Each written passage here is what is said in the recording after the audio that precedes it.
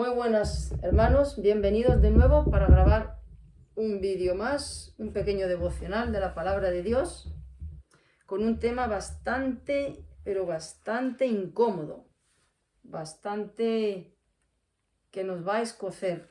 Lo he titulado así, un llamado al autoexamen. ¿Qué significa niégate a ti mismo? Bueno, a todos nosotros, todos los que decimos que somos cristianos, muchas veces a lo largo de nuestra vida, desde que conocimos al Señor, hemos dicho esta frase: yo amo a Dios sobre todas las cosas, Dios es lo primero en mi vida. Pero ¿piensa lo mismo Dios? Tendríamos que hacernos esa pregunta, porque hablar no cuesta nada, eso es lo más fácil. El hablar no requiere de ningún tipo de autonegación, de ninguno. Decir frases bonitas las dice cualquiera, pero esas frases, si no van respaldadas de nuestras acciones, de nuestro estilo de vida, de nuestra conducta, pues no tienen ningún peso. Dios verdaderamente pienso que le debe de causar, voy a decir risa, pero no sería la expresión adecuada, sino verdaderamente tristeza de ver que en el Polo Norte están nuestras palabras y nuestras acciones y nuestro estilo de vida, y nuestras decisiones están en el Polo Sur. No tiene nada que ver lo que sacamos por nuestra lengua de cómo nos conducimos. Y lo que tiene peso para Dios, pues son nuestras acciones, no nuestras palabras. Vamos a ver verdaderamente si nos negamos a nosotros mismos, porque ahí es cuando Dios dice: este me ama, esta me ama, o por lo menos está intentando hacerlo. Vamos a ver qué dice Dios. Voy a leer primero el famoso versículo donde se habla de la autonegación, y es Mateo capítulo 16, versículo 24. Dice Jesús a sus discípulos: si alguno quiere venir en pos de mí, niéguese a sí mismo y tome su cruz y sígame. Vale. Voy ahora a pasar al famoso pasaje del rey Saúl en Primera de Samuel, capítulo 15, versículo 22, donde Dios le dice al profeta Samuel que le diga a Saúl que destruya absolutamente todo lo que tiene Amalek, absolutamente todo. Le dice, en el versículo 3, le dice: ve pues y hiere a Amalek y destruye todo lo que tiene, y no te apiades de él. Mata hombres, mujeres, niños, bebés, vacas, ovejas, camellos y asnos. Aniquila absolutamente todo. Esa orden se la da Dios al profeta Samuel para que Samuel se la dé al rey Saúl. ¿Qué hace Saúl? Bueno, lo que hacemos todos nosotros. Y Saúl, versículo 9, y Saúl y el pueblo perdonaron a Agag. Agag era el rey. A Agag y a lo mejor de las ovejas y del ganado mayor, de los animales engordados, de los carneros y de todo lo bueno, y no lo quisieron destruir, mas todo lo que era vil y despreciable destruyeron. Vale, obedeció a su manera, igual que hacemos nosotros, exactamente igual. ¿Qué pasa? Llega el profeta Samuel y ve y oye un sonido de ovejas y de vacas a distancia y dice, y sale Saúl diciendo: he obedecido, he hecho tal y como me has dicho. Y dice Samuel: bueno, ¿y qué es ese sonido que oigo a la distancia de ganado? Y coge Saúl y le dice, el pueblo perdonó lo mejor de las ovejas y de las vacas para sacrificarlas a Jehová tu Dios. O sea, hemos guardado de lo mejor para sacrificarlo, cuando Dios había dicho: aniquila absolutamente todo. A su parecer le pareció bien a Saúl hacerlo así. Lo mismo que nosotros. ¿Nos parece bien hacerlo de esta manera? Lo hacemos. Bueno, viene Samuel y le dice a Saúl: ¿se complace Jehová tanto en los holocaustos y víctimas como en que se obedezca a las palabras de Jehová? Ciertamente el obedecer es mejor que los sacrificios, y el prestar atención a la grosura de los carneros, y el prestar atención que la grosura de los carneros. Es decir, Dios se complace más en que se obedezca al pie de la letra sus órdenes, sus palabras, sus preceptos, a ofrecer sacrificios. ¿Cómo lo podemos traducir esto hoy en día? Que hacer cosas, por ejemplo, dejar de hacer cosas externas, pues no cuesta mucho, a veces hasta no cuesta nada. Por ejemplo, una persona que conoce a Cristo, no cuesta nada a veces, pues, el dejar de ir a discotecas, el dejar de fumar. No digo que no cuesten esas cosas, pero son cosas que fácilmente se pueden ir superando, se pueden ir abandonando. El que era borracho deja de ser borracho ahora. El que era ladrón deja de robar. La que era adúltera deja de adulterar. El que es chismoso, pues poco a poco, es decir, son cosas externas. El que se drogaba, pues ya deja de drogarse. Las cosas externas, digamos que son, no voy a decir que son muy fáciles, a unos les cuesta más, a otros prácticamente nada, pero el dejar de hacer cosas externas cuesta poco. Requiere de obediencia, sí, pero una obediencia, digamos, voy a decirlo así, que relativamente fácil, relativamente fácil. Pero ¿dónde está la batalla? ¿Dónde verdaderamente? No digo que estas cosas no requieran de autonegación, requieren de autonegación, porque una persona que le gustaba mucho la bebida tiene que negarse a sí mismo y dejar de ser un borracho. Requiere un esfuerzo. El que tiene otro tipo de debilidades también requiere esfuerzo, pero dejar de hacer cosas externas, el que era un idólatra y ya no adora ídolos, también requiere, digamos, de un tipo de autonegación, pero digamos que no cuesta tanto. Es fácil dejar de hacer cosas y hacer otras cosas. Hay inconversos que no son cristianos, gente impía, gente atea, que reforma su vida. Antes hacía estas cosas, ya dejo de hacerlas y ahora tengo un estilo de vida completamente distinto. Y siguen siendo ateos, siguen siendo inconversos. Simplemente ahora tienen un estilo de vida más moralista o más saludable. Pero hay un cambio, digamos, de actitudes o de... Sí, de actitudes o de... Hay decisiones que han dejado atrás y han adoptado otras, ¿vale? Eso es relativamente fácil. ¿Dónde está la guerra del cristiano? Y dónde verdaderamente se aplica, verdaderamente niégate a ti mismo, porque el negarse a uno mismo, eso requiere obediencia. La batalla no está fuera, la batalla no es el diablo. El diablo es una batalla, pero no es la principal batalla. El mundo es otra batalla, pero no es la principal batalla.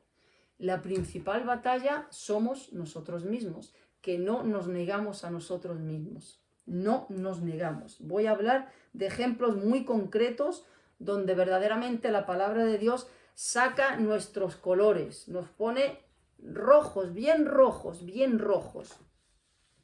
Bueno, voy a hablar primero de lo que dice Dios. Me ha faltado un versículo hablando de la obediencia y dice en Juan capítulo 14 versículo 15: si me amáis, guardad mis mandamientos. Es decir, si me amas, obedece. Pero vamos a hablar no de una obediencia externa, sino de la interna, de la que más cuesta y de la que nadie quiere soltar, absolutamente nadie.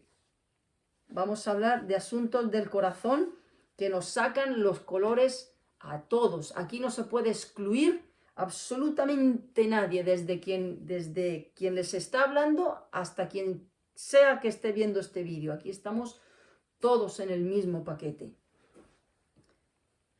¿qué dice Dios del corazón? Porque, ¿qué nos diferencia de un inconverso?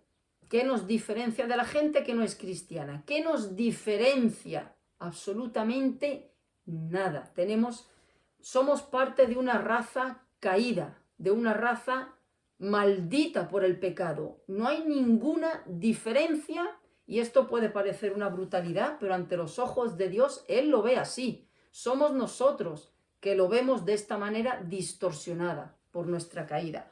Un asesino que mata físicamente a 5 personas, no hay ninguna diferencia con un cristiano que odia en el corazón, que no perdona o que guarda rencor o que insulta. Ante los ojos de Dios, Dios no ve la acción. La acción, por supuesto, tiene consecuencias. Claro que sí, las acciones tienen consecuencias, pero ante los ojos de Dios es el mismo pecado de asesinato.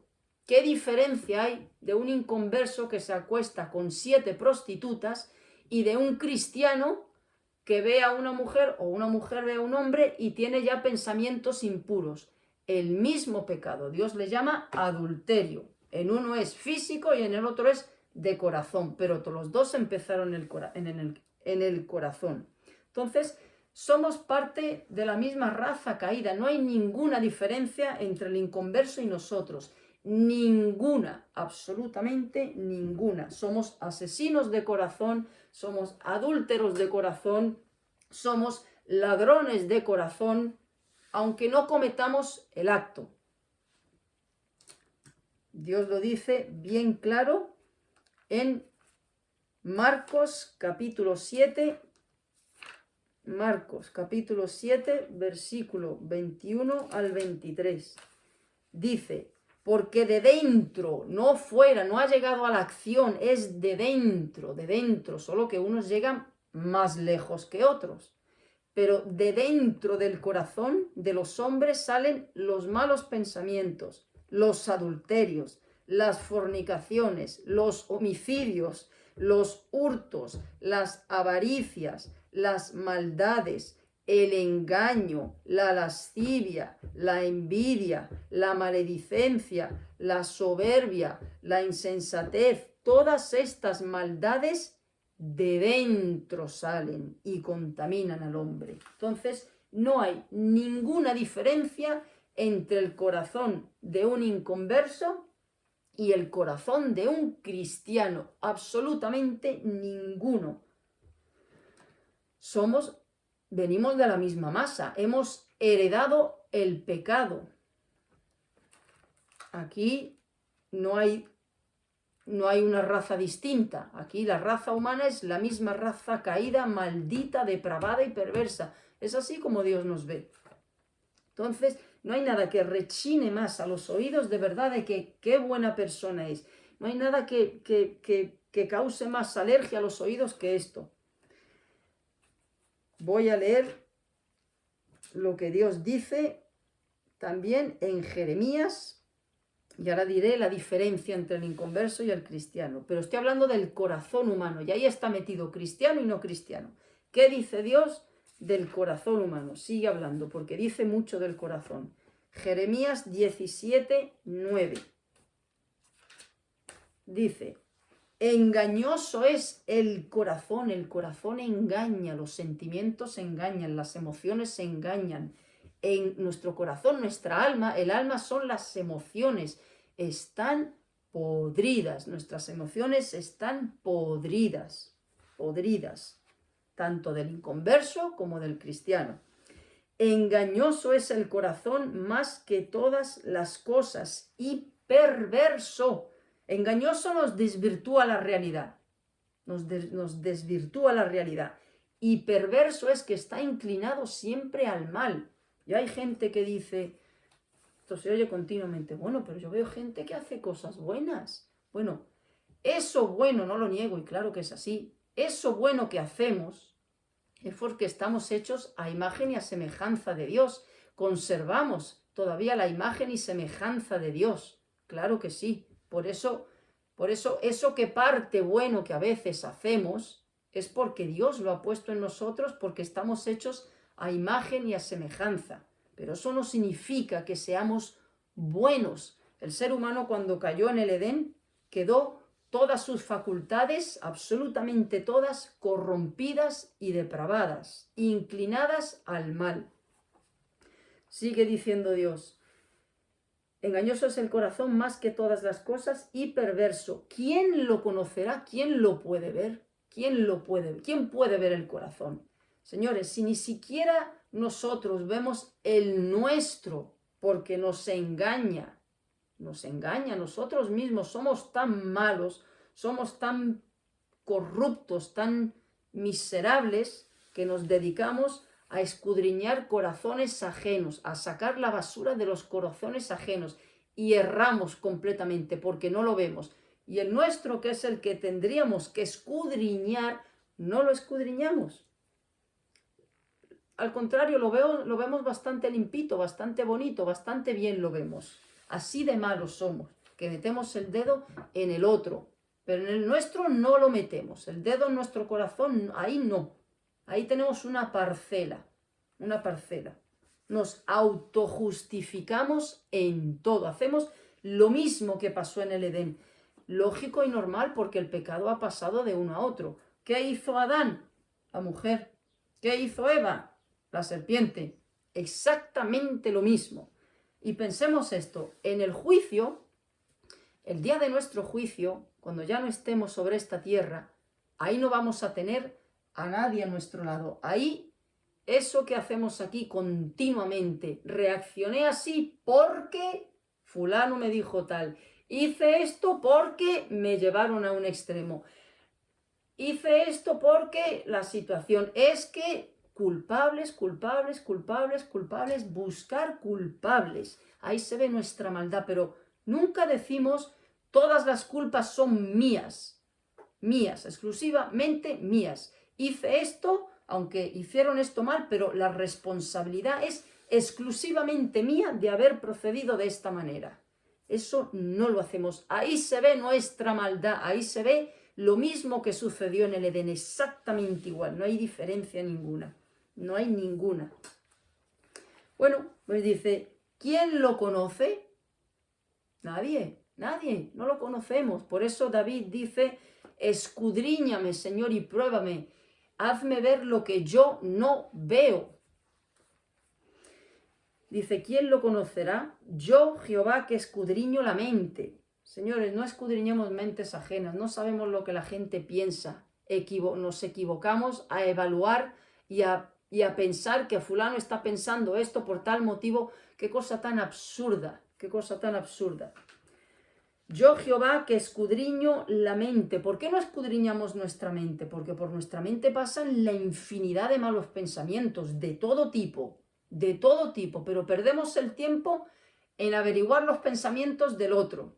Pero en el nuestro, que sí sabemos lo que estamos pensando, en ese no, en ese que no se entere nadie.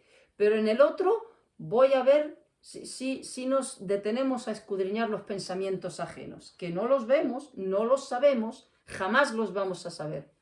Y sería bueno que en ese momento, cuando hacemos eso, y esto, señores, lo hacemos todos, absolutamente todos. No nos salvamos ni uno. Aquí no hay nadie quien se salve de esto, porque somos la misma raza humana caída y maldita. En ese momento, pensar en nuestro juicio, y cuando Dios nos diga en ese juicio, salga ese insulto a aquella persona, ese chisme a aquella persona, esa murmuración a aquella persona, ese grito airado contra esa persona, ahí ese argumento que tanto lo empleamos aquí, es que tal, Dios va a decir, ¿dónde están esas personas? No están. Yo estoy juzgando a una persona que eres tú, a ti. Y aquí está tu pecado de haber insultado, aquí está tu pecado de haber gritado, aquí está tu pecado de no haber perdonado, aquí está tu pecado de haber hecho esto. No busques culpables, porque ellos no son los culpables de tu insulto, eres exclusivamente tú. Ahí no va a haber a nadie a quien señalar. Y es algo que hacemos aquí continuamente buscando culpables. Lo mismo que el Edén, lo mismo. Yo escudriño la mente, pruebo el corazón para dar a cada uno según su camino, según el fruto de sus obras. ¿Qué dice Dios más del corazón? Isaías. Este versículo es verdaderamente bien fuerte. Isaías capítulo 1, versículos 4 al 6. Dice Dios: oh gente pecadora, pueblo cargado de maldad, generación de malignos. Señores, somos malos, Dios lo dice, no hay justo ni aún uno, no hay quien haga lo bueno, no hay ni siquiera uno. Hijos depravados, dice Dios, hijos depravados. Y lo acabo de leer en Jeremías, perverso es el corazón. O sea, Dios dice de nosotros que somos depravados, que somos perversos. Dice: oh gente pecadora, pueblo cargado de maldad, generación de malignos, hijos depravados. Dejaron a Jehová, provocaron a ira al Santo de Israel, se volvieron atrás. Y que nadie piense aquí, vale, eso eran a los israelitas, que estaban siendo muy idólatras, habían ido a adorar a pueblos paganos. No, está hablando del corazón humano, no del pecado de idolatría de Israel, del corazón humano. Aunque aquí está hablando concretamente de Israel, pero el corazón de un israelita es el mismo corazón que tengo yo y que tenemos todos, del corazón humano. ¿Por qué queréis ser castigados aún? ¿Todavía os rebelaréis? Toda cabeza está enferma y todo corazón doliente, desde la planta del pie hasta la cabeza. No hay en él cosa sana, sino herida, hinchazón y podrida llaga. Así es, eso es lo que somos. Voy a leer ahora algo que dijo, muy interesante, que dijo John Bunyan, el escritor del famoso libro del Peregrino, un hombre que Dios utilizó muchísimo para escribir ese libro, y escribió otros, pero él, de cristiano, ya dijo esta frase, y no creo que estemos a la altura de Bunyan, pero él dijo, me resulta difícil, esto viene en su biografía, me resulta difícil poder encontrar a alguien que haya con más maldad interna en el mundo que yo. Eso lo dijo ya de cristiano. Porque mientras uno más conoce a Dios, conoce su carácter santo, lo meticuloso que es Dios, no con nuestras acciones solo, con nuestras intenciones, con nuestros pensamientos, con nuestras motivaciones, lo minucioso que es. Cuanto uno más conoce a Dios, cuanto más lo conoce a uno a Dios, más malos nos vemos, más depravados, más miserables, más podridos nos vemos. Mientras más cerca estemos de Dios, más malos nos vamos a ver. Así es que si nos vemos bastante buena gente, si nos vemos bastante buenos, conocemos muy poco a Dios y también a nosotros mismos. Dice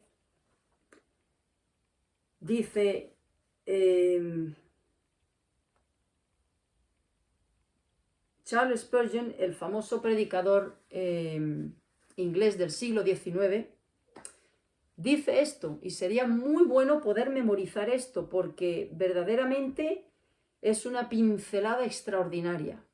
Y sería bueno tenerlo presente para cuando llegan a nuestros oídos cosas que no nos gustan, y Dios, estoy convencido que permite que a nuestros oídos lleguen cosas que no nos gustan, porque a veces son realidades y nos aterrizan en la realidad, y necesitamos escucharlas.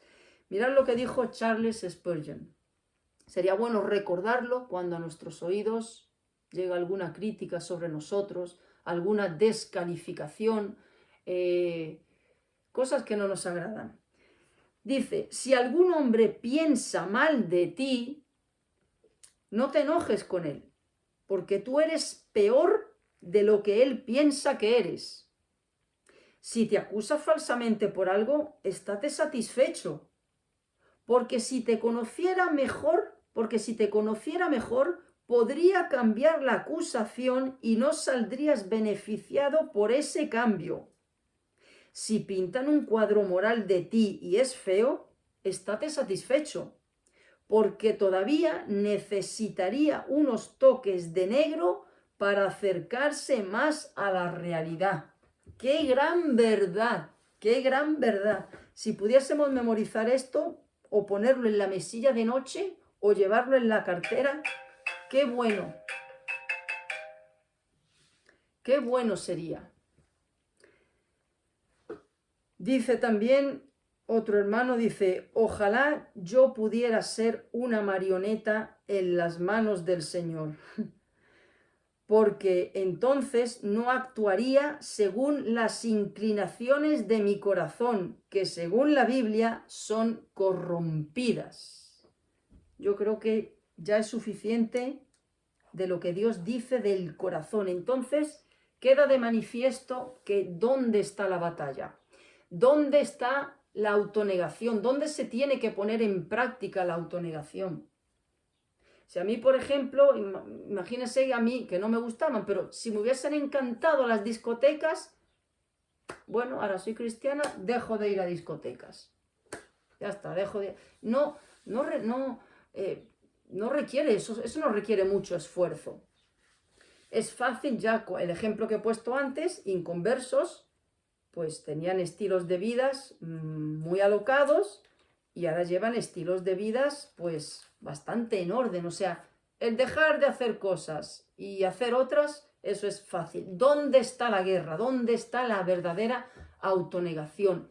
En el corazón, en el corazón. Vamos a ver, por ejemplo, momentos en el que sí podemos voy a llamarlo así, demostrarle a Dios nuestra autonegación, porque autonegación equivale a obediencia, obediencia equivale a amor a Dios. No son las palabras, no son las palabras. Sería bueno que no volviésemos a decir yo amo a Dios, porque no corresponden las palabras con nuestra vida y nuestros actos y nuestras decisiones. Dios quiere evidencias, Dios quiere autonegación. Voy a poner ejemplos muy prácticos. Bueno, pues, por ejemplo, cuando aceptamos atajos que sabemos que Dios no aprueba, pero nos interesa por X motivos. Aceptar, por ejemplo, voy a poner un caso que se da tristemente mucho en el mundo cristiano, y es pues una cristiana que le gusta un chico y sí, parece buena persona, parece una persona honrada, una persona educada, vamos, un cromo de persona, lo tiene todo, perfecto, pero no es cristiano. ¿Qué dice Dios? Luz y tinieblas, incompatible. No os unáis en yugo desigual. Esa cristiana lo sabe. Y lo mismo viceversa el hombre. Lo sabe que la persona con la que quiere contraer matrimonio es de las tinieblas. Y no hay es buena gente, es muy buena persona, es casi cristiano. Yo lo voy a convertir. Tristemente se oyen estas cosas. Bueno, pues ahí se ve verdaderamente la autonegación. ¿Qué dice Dios? No te unas en yugo desigual con las tinieblas, porque por muy buena persona que sea, te estás casando con una hija del diablo. Por muy bueno que sea, a tu parecer, te estás casando con un hijo del diablo. Es así, no hay término medio. Hijos de Dios o hijos del diablo. Luz o tinieblas. Y se casan. ¿Dónde está la autonegación? No, está la carne, fue la carne la que ganó. Pero voy más allá, peor todavía. Lo peor es que van al pastor muchas veces y le presentan la situación, le dice el pastor, no es cristiano, no, pero tal, y aún así los casan. Y voy más allá. En muchas ocasiones han casado a personas porque la hija era pues hija de alguien de la iglesia, de un anciano de la iglesia o de la sobrina de alguien, en fin, por intereses. ¿Dónde está la autonegación? No hay autonegación, no hay respeto a Dios, no hay obediencia a Dios. Ese es uno de los casos, por ejemplo, donde se puede ver si hay autonegación en nuestra vida. Puedo poner otro ejemplo, como aceptar trabajos que sabemos que no son del agrado de Dios. O decisiones que sabemos que son turbias, que Dios no bendice, pero por intereses que solamente nosotros sabemos, pues decidimos aceptarlo. No hay autonegación, ni hay amor a Dios, ni hay respeto a Dios. Puedo poner más ejemplos. Por ejemplo, otro punto en el que podemos autoexaminarnos. Cuando callamos y no defendemos el Evangelio por medio a las consecuencias que nos pueda acarrear nuestras palabras o acciones. Decidimos callarnos, lo cual dejamos de ser luz y estamos para ser sal y luz. ¿Por qué nos callamos? Por miedo, porque nos pueden dejar a un lado, porque nos da vergüenza, porque nos pueden echar del trabajo, porque nos pueden dejar de lado las amistades o por consecuencias mayores. ¿Dónde está Cristo ahí? ¿Dónde está ahí Cristo? En la vaca del coche, metido y con llave. No hay negación a nosotros mismos. Ahí otra manifestación de ausencia de autonegación, que es igual a no amar a Dios. Y en esto hay muchas ocasiones donde esto se pone de manifiesto, en muchísimas ocasiones. Una reunión que puede haber gente inconversa y sale un tema como por ejemplo el tema de, muy actual, el tema de la homosexualidad. Oye, ¿y tú qué opinas? Y tú eres cristiano. Yo no me meto en esas cosas. Por miedo a que le digan retrógrado, por miedo a que le digan ha salido de la época del Paleolítico, por miedo a que le digan intolerante, homófobo, radical, extremista, santurrón. ¿Por quién está mirando ese cristiano? Está mirando por su carnecita, está mirando por su reputación, está mirando por él. Y Cristo le importa un pimiento. ¿Dónde está el amor a Dios ahí? Cero amor a Dios. No hay autonegación. Otro ejemplo. Cuando ponemos compromisos familiares por encima de Dios. Por ejemplo, viene mi prima el domingo a las 11 de la mañana. Ay, no puedo ir a la iglesia, voy a porque viene mi prima y claro, no la puedo dejar, viene mi prima. Una vez que viene, pregunto, ¿la prima es más importante que ir a adorar a Dios? ¿Es más importante la prima o Dios? Por poner un ejemplo. Ay, es que me han invitado al bautizo de mi sobrina y claro, no puedo hacer ese feo a la familia. Yo no creo en eso, pero bueno, el Señor conoce mi corazón y voy pues por hacerles compañía, pero ¿dónde está ahí ser sal y luz? ¿Dónde está Cristo ahí? En el suelo, tirado. Ay, es que me han invitado, es que es la comunión de mi nieto. Y claro, es que es el único nieto que tengo. ¿Cómo no voy a ir a la comunión? ¿Qué va a pensar mi hijo de mí si no voy a la comunión de mi nieto? ¿Qué va a pensar de mí? No quiero hacerle este feo a mi hijo, no quiero hacerle este feo a mi hija. ¿Dónde está Cristo ahí? La familia por encima de Cristo.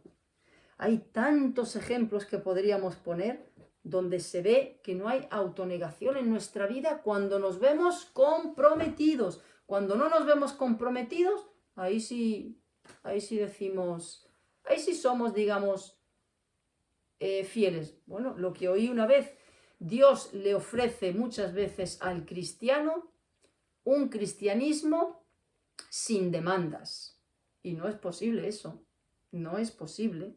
De ahí ese versículo, muchos me dirán en aquel día, Señor, Señor, Señor, en tu nombre tal, en tu nombre tal. Nunca os conocí, nunca os conocí.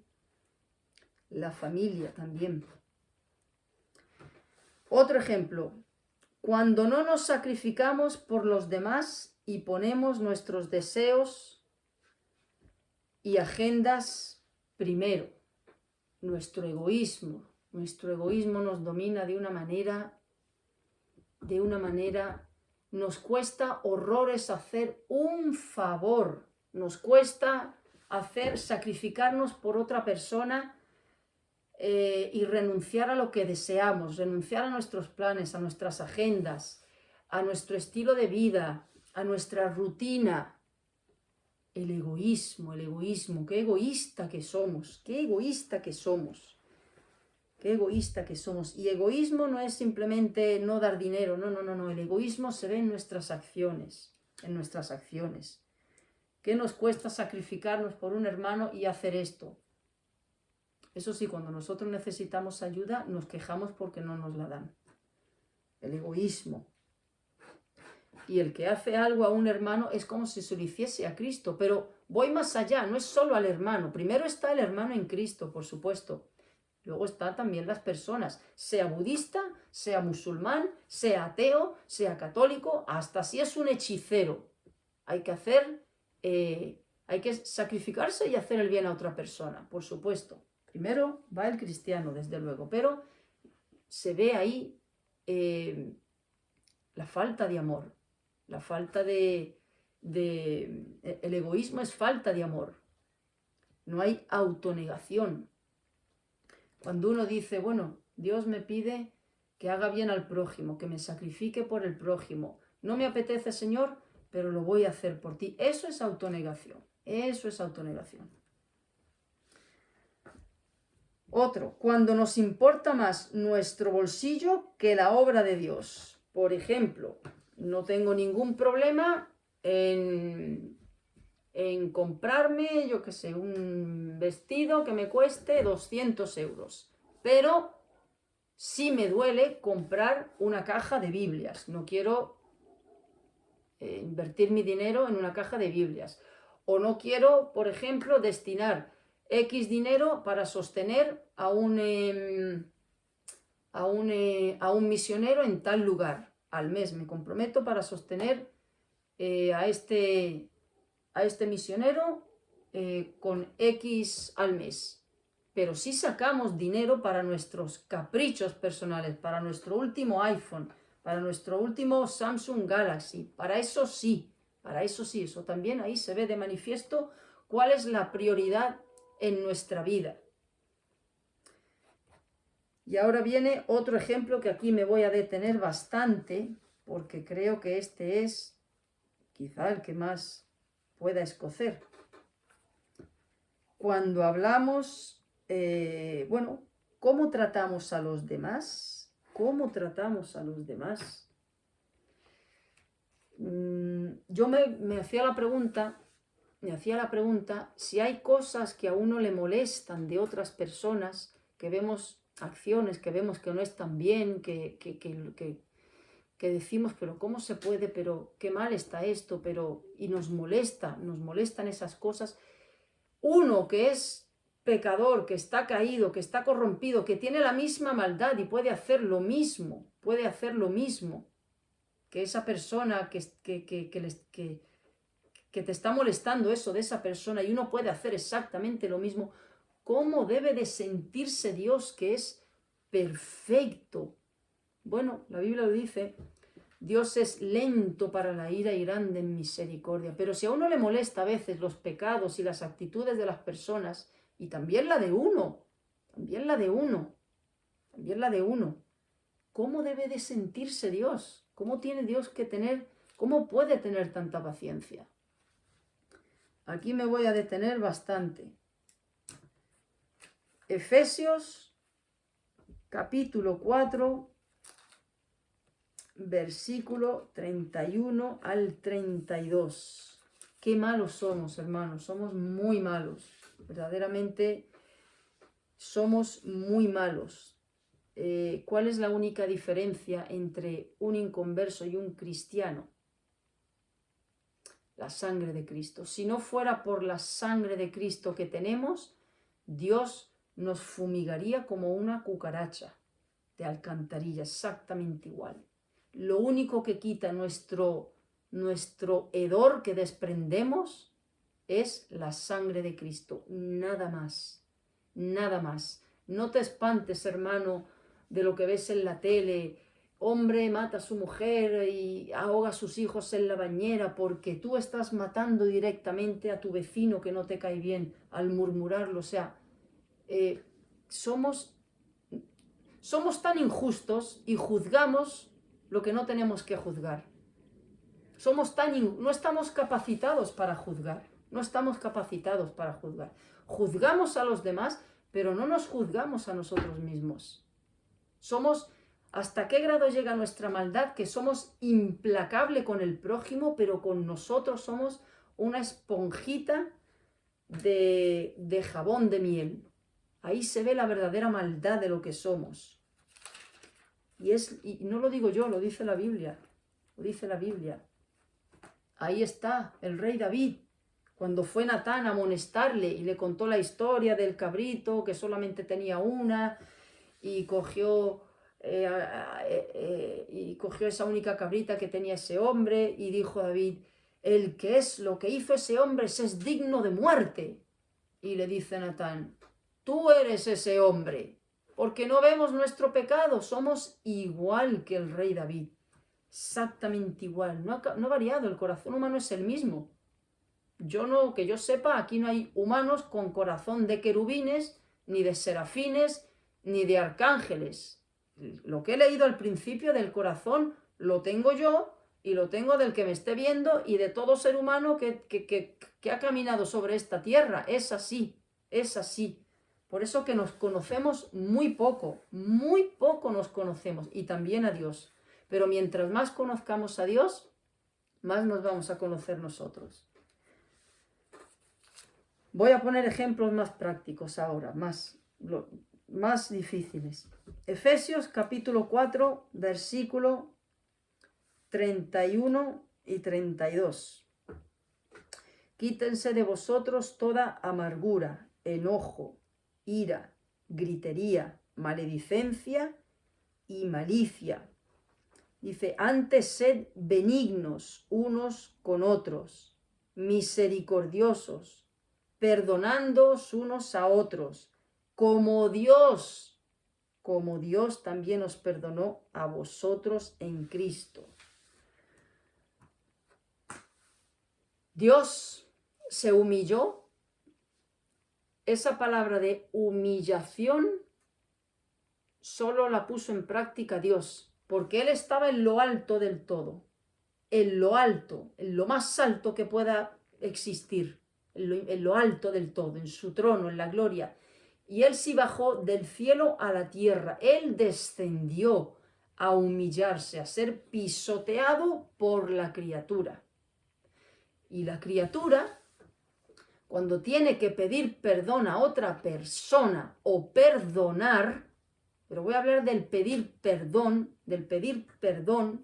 no puede decir, yo no me humillo ante tal a pedir perdón. Es que no tiene que humillarse porque ya está en el suelo. Nosotros no tenemos que descender porque estamos en el suelo. Él sí tuvo que descender, Él sí se humilló, pero nosotros estamos de tú a tú, de tú a tú. Humano y humano es un tú a tú. No hay nada de humillación en pedir perdón, ni en perdonar. Estamos al mismo nivel. El único que no estaba al mismo nivel era Dios. Y Él se humilló. Entonces, y esto lo practicamos todos, absolutamente todos. Qué vergüenza, de verdad, tener a veces que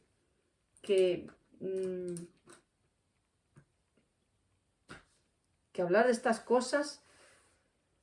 ¿Cuántas veces? Y aquí todos practicamos esto, absolutamente todos. No hay nadie que no pueda decir, no hay un solo cristiano que no pueda decir, yo no practico esto. Lo practicamos todos. Yo no perdono hasta que la otra persona no tome la iniciativa. Bueno, pues eso es deshonrar a Dios.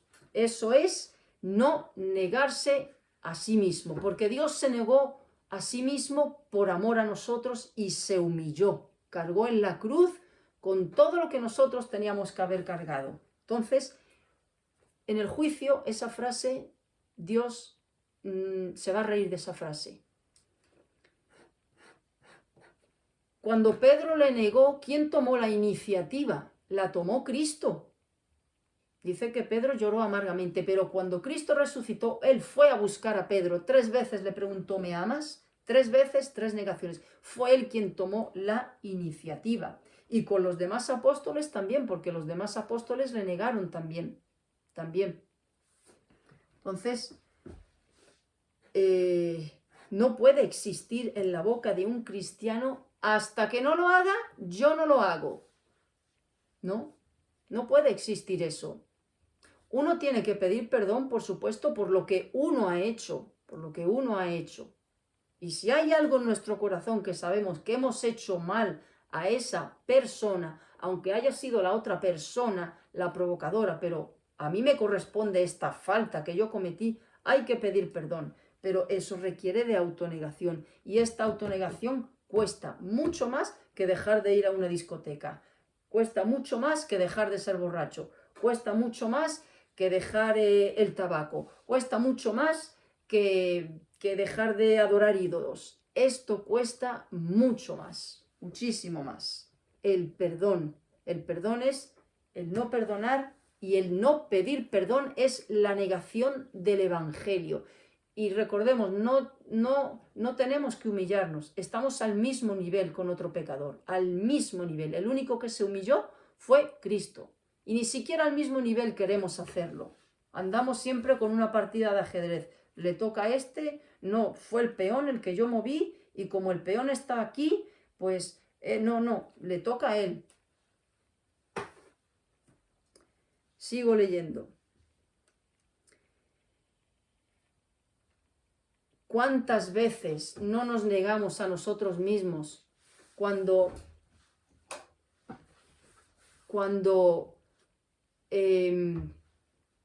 respondemos? El callarse requiere de autonegación, claro que sí. El callarse requiere de autonegación por amor a Cristo. Muchas veces no vale responder a las personas porque sabemos que callándonos está en juego el honor de Cristo y no vale la pena responder. Pero ¿por qué respondemos? Por nuestro ego, por nuestro orgullo, porque queremos quedar encima, porque queremos llevar la razón, porque queremos que la otra persona termine aceptando lo que nosotros, nuestros argumentos.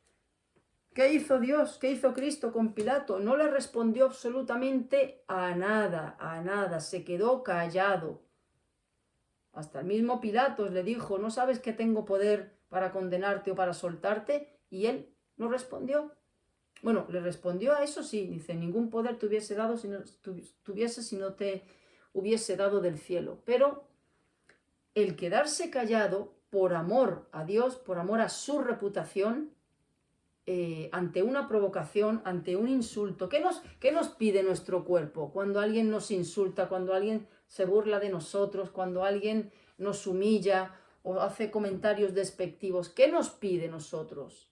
¿A qué nos pide nuestra carne? Responder exactamente igual o superar un poquito el insulto, superar un poquito, porque esa es nuestra naturaleza. ¿Cómo demostramos amor a Dios? Callándonos. Otra prueba de autonegación que cuesta porque es contraria a lo que somos. Pues son esos momentos que cuentan en el cielo, son esos momentos, son esas cosas las que a Dios le agrada por encima de todo. Más, gritería. Una persona grita, yo grito más. Qué poco, pero qué poco nos parecemos a Cristo. Creemos que somos salvos ya por gracia y he dejado de hacer esto, he dejado de hacer lo otro, voy a la iglesia, oro, leo la Biblia, escucho sermones, Dios está contento conmigo. Pues a lo mejor Dios está más enojado que nada con uno, porque no hay autonegación. Entonces, mira, leer la Biblia, uno coge una rutina cuesta también, pero eso no requiere de mucha autonegación, no. Orar cuesta, pero tampoco, se puede hacer. Ir a la iglesia tampoco cuesta. Hasta dar ofrenda tampoco cuesta. Nada de eso cuesta, no cuesta. Cuestan todas estas cosas. Cuesta sacrificar la maldad de nuestro corazón por amor a Cristo. Eso sí cuesta. Eso sí cuesta. Maledicencia, la boca, la boca, la boca. Verdaderamente, si hubiera una pena de muerte por nuestras palabras, no habría ser humano sobre la faz de la tierra. Porque con nuestras palabras, nuestros insultos, nuestras descalificaciones hacia los demás, nuestras críticas, todo eso, Dios lo califica como asesinato. El hablar mal de una persona, Dios le llama homicidio a eso. Pues cuando le damos rienda suelta a nuestra lengua, no hay autonegación, no hay amor a Dios en absoluto. Gálatas 5:22, el famoso versículo del fruto del Espíritu: amor, gozo, paz, paciencia. Cuando no tenemos paciencia con el prójimo, no nos negamos a nosotros mismos. ¿Por qué? Porque no tenemos amor hacia el prójimo. No lo tenemos. No lo tenemos. ¿Por qué dice Dios? Creo que es en Salmos: en mi corazón he guardado tus dichos para no pecar contra ti. Es decir, ayúdame a tenerlos en el corazón, en la mente, 24 horas. ¿Por qué? Porque mi tendencia es a actuar opuesto a lo que tú dices en tu palabra. Por eso, lo he dicho al principio, no hay frase más absurda y que chirríe más que qué buena persona es. No.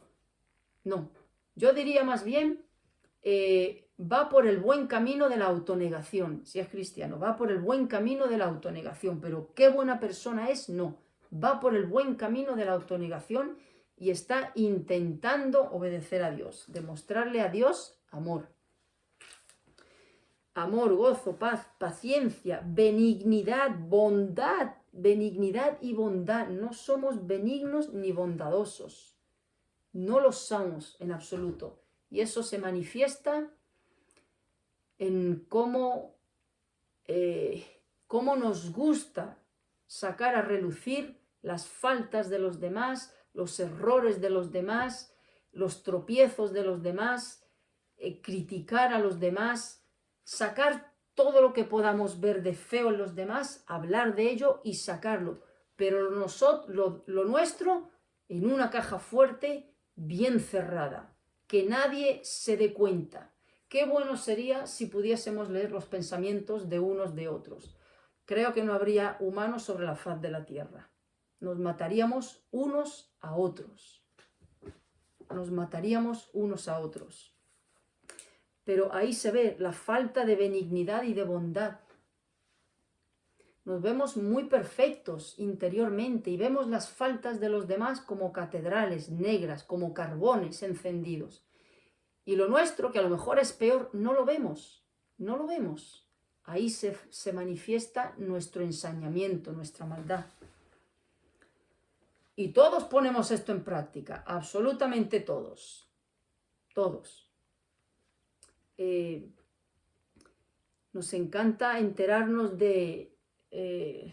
o de hablar o de comentárselo al otro, lo malo que ha hecho este, lo malo que ha hecho lo otro, eso no lo hace esto. ¿Por qué no hablamos de la barbaridad que acabamos de pensar? ¿Por qué no le decimos a alguien, mira, acabo de pensar en mi corazón que ojalá a este hermano lo echen del trabajo? Acabo de pensar esto. Acabo de pensar. Mira, acabo de pensar que al vecino que tengo enfrente, que me cae muy mal, se va en verano, ojalá le robaran la casa, de verdad. Acabo de pensarlo. ¿Por qué no decimos eso? Pero de nosotros, pero somos tan maquiavélicos que lo decimos del otro. Decimos hasta, esto lo está haciendo por este motivo, esto lo está haciendo por este motivo. O sea, tenemos, digamos, el atributo de la omnisciencia, que eso solo le pertenece a Dios, pero bueno, nosotros somos así de ladrones que se lo hemos robado a Dios y también lo tenemos. Pero no decimos nuestros pensamientos. ¿Por qué no decimos? El hermano que se acaba de sentar aquí al lado, qué mal me cae de mal, se cree esto, se cree lo otro, voy a salir antes para no ni mirarle a la cara. ¿Por qué no comentamos nuestros pensamientos? Ay, no, nuestros pensamientos no los comentamos, nos los guardamos para nosotros mismos. Y creemos que han quedado encubiertos, pero quien nos va a juzgar, no tenemos que tener miedo a los demás. No nos van a juzgar los demás por nuestros pensamientos. Nos va a juzgar Dios y Él los ve todos. Pero no tenemos en cuenta a Dios que está leyendo nuestros pensamientos. Tenemos cuidado de nosotros mismos de que los demás no se enteren ni perciban nuestros pensamientos. El enfoque lo tenemos cerrado, lo tenemos horizontal, pero es vertical. No pensamos en Dios, es Dios quien lee nuestros pensamientos. Pero sería bueno eso, que le dijésemos con cada mal pensamiento, con cada mala intención, con cada mala motivación, que se lo comentásemos a la persona de al lado. A ver, porque esa persona ha dicho que buena gente eres. Pero sería un buen ejercicio para quitarnos nuestras caretas. ¿Qué buen ejercicio sería? Que verdaderamente apareciésemos ante los demás como verdaderamente somos. Pero los demás no nos van a juzgar, no nos preocupemos porque piensen mal de nosotros. Preocupémonos por ese pensamiento de querer ahorcar al hermano, que ese es el que Dios ha visto, Dios sí lo ve y Él es el que nos va a juzgar. El enfoque lo tenemos al revés, horizontal, y es vertical. Fe, dudamos de Dios, dudamos de Dios, dudamos de Dios cuando caemos en ansiedad, cuando caemos en dudas, en temores, dudamos de Dios. En otras palabras, le llamamos mentiroso, no nos fiamos de lo que tú dices aquí. Mansedumbre, no somos mansos. ¿Qué dijo Jesús? Aprended de mí que soy manso y humilde de corazón y hallaréis descanso para vuestras almas. La guerra no nos la produce la persona de al lado. La guerra no es mi mujer, la guerra no es mi hijo, la guerra no es mi marido, la guerra no es mi hermano. La guerra la llevamos internamente, es interna. Aprended de mí que soy manso y humilde de corazón. El orgullo, no hay nada más antagónico que el orgullo para un cristiano. Y dice el Señor, y hallaréis descanso para vuestras almas. Hallaréis descanso para vuestras almas. Hace poco grabé uno de orgullo y humildad, porque lo que la gente entiende por humildad y entiende por orgullo no tiene nada que ver con lo que dice la Biblia. Mucha gente cree que una condición humilde, a nivel económica, a nivel de extracto social, es ser una persona humilde. No puedes no tener nada y ser la persona más orgullosa del mundo. Puedes tener también todo tipo de posesiones, de altura, de posición económica, de estatus social muy alto y ser una persona con un corazón bastante humilde. O sea que no tiene nada que ver eso. Hace poco lo grabé, si quieren verlo, ahí está. Moisés, ¿qué dijo Dios de Moisés? El hombre más manso que había sobre la tierra. ¿Qué pasó con Moisés? Que por falta de mansedumbre no pudo entrar en la tierra prometida, porque golpeó la roca y Dios le dijo, habla a la roca. Por un acto de falta de mansedumbre y de ira, Dios le pasó factura. Y la gente dice, uy, qué extremista Dios, qué extremista. Bueno, es que vemos el pecado así de chiquitito, así de pequeñito y de insignificante. Y Dios, 40 años aguantando a gente en el desierto, Dios le dijo, por esto no vas a entrar. Fijaros si es importante la obediencia. Entonces, ¿cómo demostramos ya para concluir, ¿de qué manera demostramos a Dios amor? No con palabras. Sería bueno que sustituyamos esa frase, yo amo a Dios. No lo amamos, se lo demostramos diariamente con nuestras acciones, nuestras actitudes, con nuestros pensamientos, con las prioridades en nuestra vida. No se lo demostramos, no es real, amamos a Dios, no lo amamos. Y nunca lo podremos amar, pero sería bueno por lo menos que dijésemos, vamos a intentar amarlo. Y eso implica autonegación, y la autonegación es obediencia. Mis intereses egoístas quieren esto, pero Dios me dice lo otro, pues pongo a Dios primero. Y voy a leer esto, nunca le ha ido mal a nadie cuando ha puesto a Dios en primer lugar en su vida. Hay aquí una frase que me gusta mucho, que dice, en Mateo 10, 38, dice, el que no toma su cruz y sigue en pos de mí, no es digno de mí. El 39, el que haya su vida, la perderá, y el que pierda su vida por causa de mí, la hallará. No solamente se refiere a perder la vida físicamente como mártir, sino a la renuncia a uno mismo. Cuando uno renuncia a uno mismo en todas las esferas, pues verdaderamente ahí es donde uno tiene la vida eterna. Implica una verdadera entrega al Señor.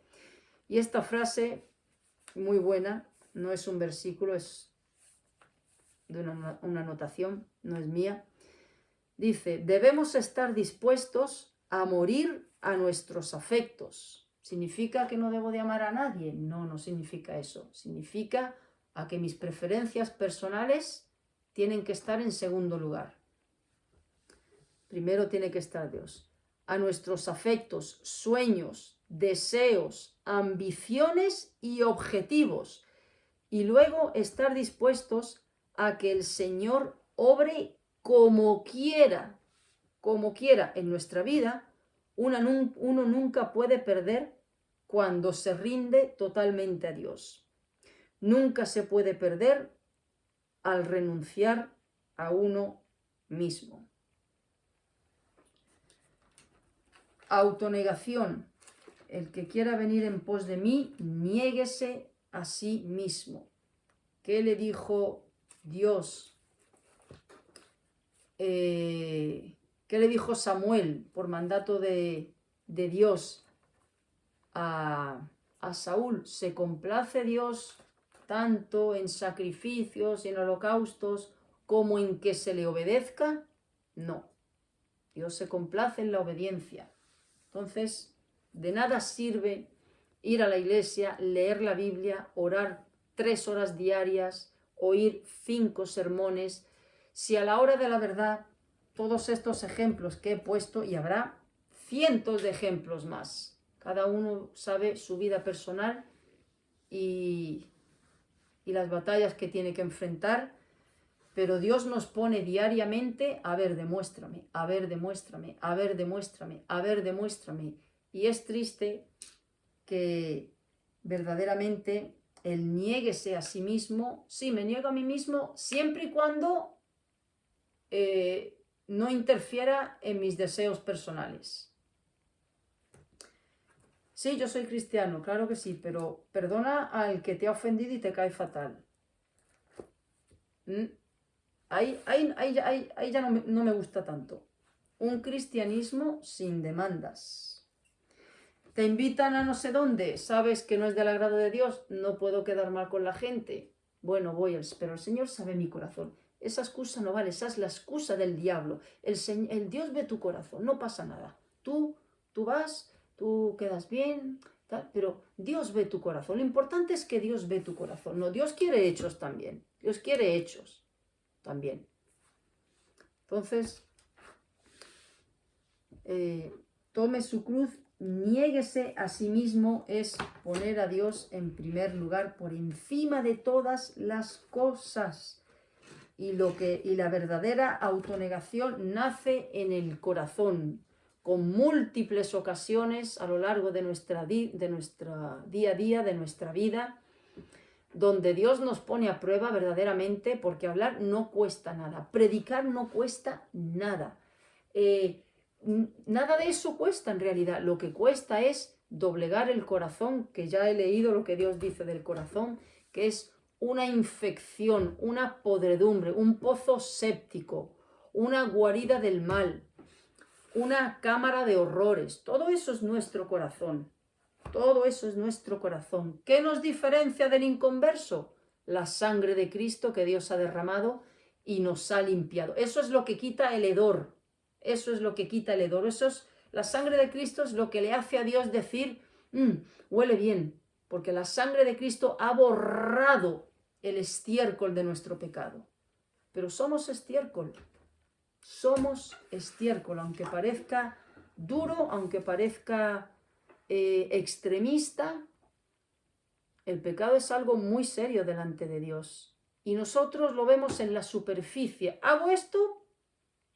No hago esto, Dios está contento. No hago esto, Dios está contento. No hago esto, Dios está contento. Y cuando Dios dice, mira, ¿sabes cómo me puedes hacer contento? Ves a aquella persona y le pides perdón porque la has ofendido. Eso me hace contento. Ahí dice uno, eso no me gusta tanto, Señor. Entonces no me amas.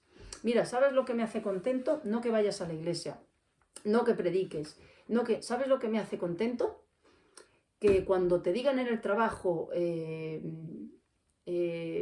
tienes que hacer, tienes que decir esta mentira y para eso está en juego tu trabajo, ¿sabes lo que me hace contento? Que digas la verdad, aunque te vas a quedar sin trabajo. Ay, pero Señor, ¿quién va a llevar el pan a mi casa? Es que eso es lo que me hace contento. Eso es lo que me hace contento. ¿Sabes lo que me hace contento? No que regales una Biblia, ¿no? ¿Sabes lo que me hace contento? Que pasado mañana, que es la comunión de tu nieta, digas que no puedes asistir a eso porque es contrario a tu fe y que Dios eso no lo aprueba. Pero Señor, es la única nieta que tengo. Ay, es que a mí me hace contento eso. Esa es la autonegación que yo busco y a eso no estamos dispuestos en muchas cosas en nuestra vida. Que cada uno de nosotros nos examinemos porque conocemos muy poco nuestro corazón, muy poco y muy poco a Dios. Mientras más conozcamos a Dios, más malvados nos vamos a ver. Y podremos llegar a decir como John Bunyan, el que escribió El Peregrino, no creo que haya en el mundo alguien con más maldad interna que yo. Lo escribió siendo ya cristiano. Imaginaos, el corazón es una guarida de maldad. Una guarida de maldad. Dios dice, ¿sabes lo que me gusta? ¿Sabes lo que a mí me agrada? No que digas que eres cristiano. No que estés en este ministerio. No que hagas lo otro. ¿Sabes lo que a mí me gusta? Que cuando esté en juego tu vida, o niegas a Cristo, o dices, como decían los cristianos primitivos del primer siglo, no, solo Dios salva y yo no me arrodillo ante nadie. Eso sí me hace feliz, aunque vas a perder la vida, tú decides. Un cristianismo sin demandas es lo que tenemos, es lo que queremos, perdón, pero a Dios no se le sigue a medias, a Dios no se le puede obedecer a medias y todos tenemos un suspenso en obediencia. Todos un suspenso en obediencia. Tenemos un corazón completamente desbalanceado, distorsionado, lleno de egoísmo, lleno de maldad, lleno de ingratitud a la obra de Cristo, lleno de ingratitud. Jugamos al ajedrez, yo no me humillo en esto, yo no acepto esto, es el otro.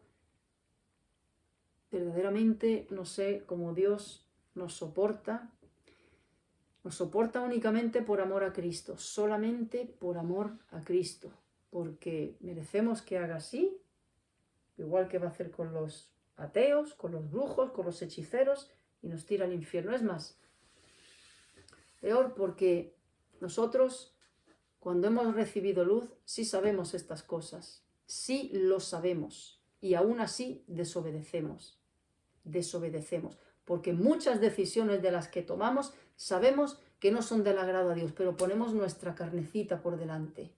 Ay, Dios me va a entender. Bueno, Dios sabe la situación. No tomamos en cuenta a Dios, no valoramos a Dios. En cristianos verdaderos,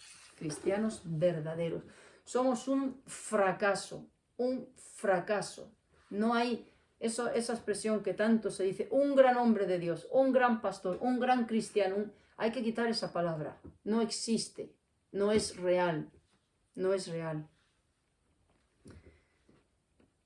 Qué paciencia tiene Dios, qué misericordia tiene Dios. Y podría decir, bueno, que defraudemos a Dios, no, porque Dios no espera nada de nosotros. A mí me puede defraudar las personas, pero yo no voy a defraudar nunca a Dios. Jamás voy a fallarle, porque no espera nada de mí ni de nadie. Dios no espera nada de nosotros. Nada, absolutamente nada. Lo que tenemos es simplemente el perfume de la sangre de Cristo. Nada más. Eso es lo que ha quitado la toxicidad de nuestro pecado. El hecho de que Él nos pueda mirar es solamente a través de Cristo. Solamente a través de Cristo. Por eso, pensemos en nuestro corazón, enfoquémonos. Aquí sí debemos de ser egoístas, en pensar en nosotros. Fijaros qué malos somos. Pensamos en nosotros solo para cubrir nuestro pecado. Pero no pensamos en nosotros para pensar en nuestro pecado. Pensamos en el pecado de los demás. En los demás. Pero ahí no pensamos en nosotros. Ahí no pensamos en nuestros pecados. Pero pensamos en nosotros para cubrir nuestros pecados. Qué malos somos. Somos malos. No me voy a cansar de repetirlo. Somos malos. Todo eso que una veces hablamos en la calle, porque el ser humano es malo. Creo que la prédica muchas veces debería de ser para nosotros mismos, para los que nos llamamos cristianos. No hay ninguna diferencia. Por eso el Evangelio es todos en el mismo paquete, todos iguales de perversos, de depravados, de miserables y de condenados. Pero Cristo es la esperanza. ¿Cómo podemos dejar de ser hedor ante los ojos, ante el olfato de Dios? Solamente por la obra de Cristo en la cruz. Solamente. Pero curioso esto del egoísmo. El egoísmo, no somos egoístas, pensamos en los demás, pero para pensar en el pecado de los demás. Pero cuando es de nosotros, no pensamos en nosotros. Es que es maldad por los 4 costados. No me voy a cansar de decirlo. Somos muy malos, muy malos. Por eso demos gracias a Dios de lo bueno que Él es, de lo misericordioso, de lo paciente, pero que no tomemos a la ligera su amor y su misericordia. Porque bueno, también en el cielo entramos gratis, todos, por la obra de Cristo, por supuesto. Pero en el cielo hay niveles de recompensa y van en función a la autonegación, a la obediencia. Ahí sí hay niveles de recompensa. Todos disfrutaremos de la presencia de Dios y estaremos con Él, pero unos vamos a tener más recompensa que otros. Pero no deberíamos ni siquiera pensar en las recompensas, simplemente en lo que Él ha hecho por nosotros. No somos dignos de estar en el cielo, no somos dignos de vivir con Él, ni tampoco somos dignos de que Él haya hecho morada en nosotros. Ha hecho morada en una cloaca,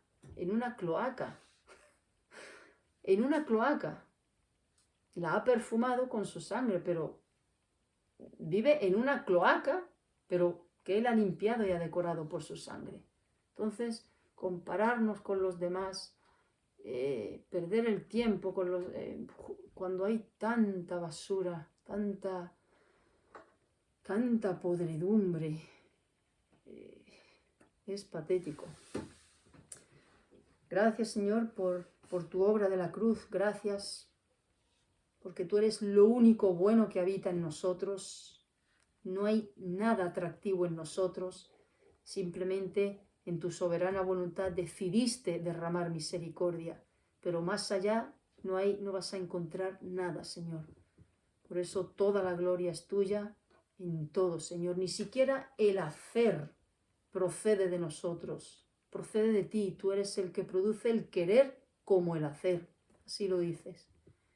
Toda la gloria sea para ti, Señor, y ayúdanos a meditar en lo que hay dentro de nosotros. En el nombre de Jesús. Amén. Te invito, si quieres dejar algún comentario, alguna impresión, con respeto y educación, pues siéntete en libertad.